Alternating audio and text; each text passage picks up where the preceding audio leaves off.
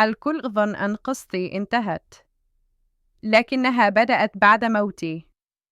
حين انطفأ الضوء، اعتقدت أنني اختفيت، لكنني بقيت، لا بجسدي بل بروحي، بألمي، بصوتي الذي لم يسمعه أحد.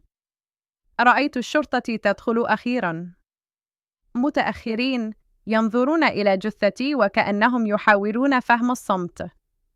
كانت فوقهم، أراقبني وأتأمل سكوني الجديد.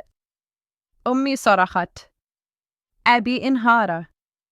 صديقتي جلست لأيام في غرفتي تبكي وتهمس بين دموعها، سامحيني، سامحيني يا سارة. أما هو فكان هناك، بارداً، ثابت النظرة، لا يهتز له رمش. في المحكمة لم يعتذر. لم ينهر. لم يتراجع. كأن حياتي كانت عنده مجرد رقم. لكنه نسي أنني لم أخلق لأنثى. أنا سارة.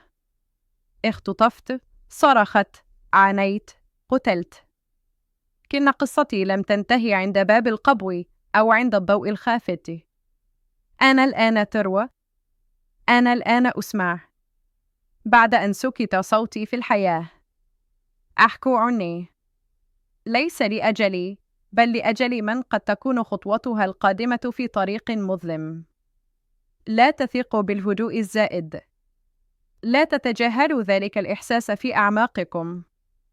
أنقذوا من يمكن إنقاذه قبل أن يروى صوته بعد فوات الأوان. أنا سارة، وما زلت هنا.